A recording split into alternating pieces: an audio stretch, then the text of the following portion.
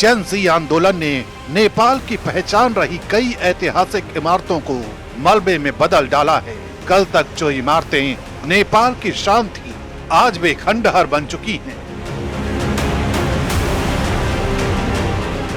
बर्बाद हुआ सिंह दरबार। सिंह दरबार वो आलीशान महल है जिसे कभी नेपाल की सत्ता का असली केंद्र कहा जाता था। एक समय नेपाल के राजाओं का निवास रहे इस सिंह दरबार से ही अब से कुछ दिन पहले तक नेपाल की सरकार चलती थी, लेकिन आंदोलनकारियों के गुस्से की आग ने सिंह दरबार को निशाना बना डाला। प्रदर्शनकारियों ने यहां घुसकर जमकर तोड़फोड़ की और देखते ही देखते इस ऐतिहासिक इमारत को आग के हवाले कर दिया।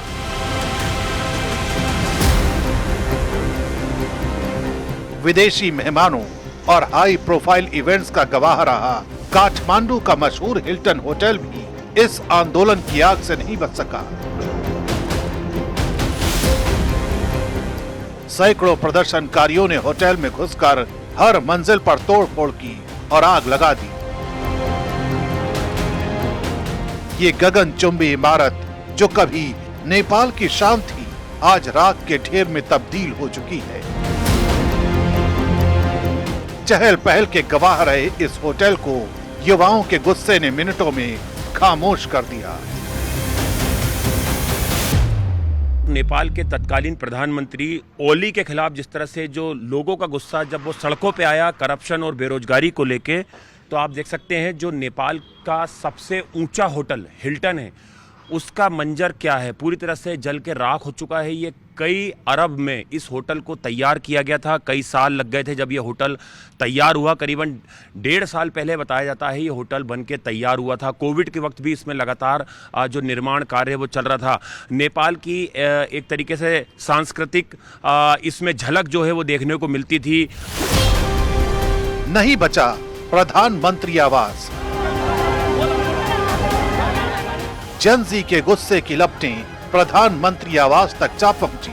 हजारों युवाओं ने पीएम ओली के घर में घुसकर हर चीज तहस नहस कर दी और पूरा आवास जलकर खाक हो गया। तस्वीरें बताती हैं कि प्रदर्शनकारियों का आक्रोश किस कदर भड़का हुआ था।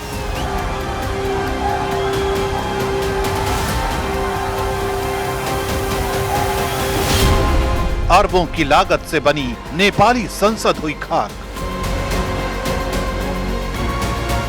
नेपाल में भड़के जन आक्रोश ने राजधानी काठमांडू में तकरीबन 5 अरब की लागत वाले संसद भवन को चंद मिनटों में राख में बदल दिया। प्रधानमंत्री केपी ओली के इस्तीफे के तुरंत बाद प्रदर्शनकारियों ने इस इमारत को आग के हवाले कर दिया। नेपाल की लोकतांत्रिक व्यवस्था लागू होने के बाद विधायी कार्यों के लिए सिंह दरबार परिसर में इसका निर्माण चीन के सहयोग से 2019 से चल रहा था। दिलचस्प बात यह है कि यह भवन अभी पूरी तरह तैयार नहीं हुआ था, यानी लोकतांत्रिक व्यवस्था को जो इमारत नया मुकाम दिला सकती थी, उसे आधे पड़ाव पर ही तबाह कर दिया गया। सुप्रीम कोर्ट भी स्वाहा।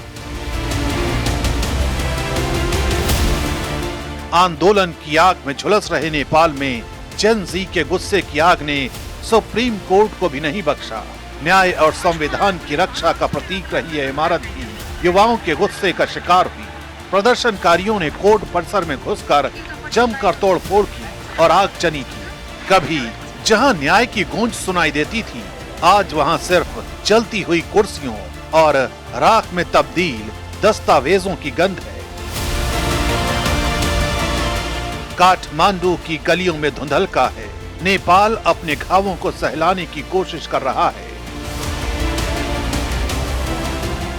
आंदोलन का पैमाना और नुकसान इतना बड़ा है कि नेपाल की पहचान रही इमारतें अब इतिहास बन गई हैं। आंदोलन में शामिल नेपाली जश्न मना रहे हैं और देश के आम नागरिक हैरान हैं कि आक्रोश की इस आग ने उस देश को कहां से कहां पहुंचा दिया जो पहले से ही तरक्की की राह तलाश रहा था।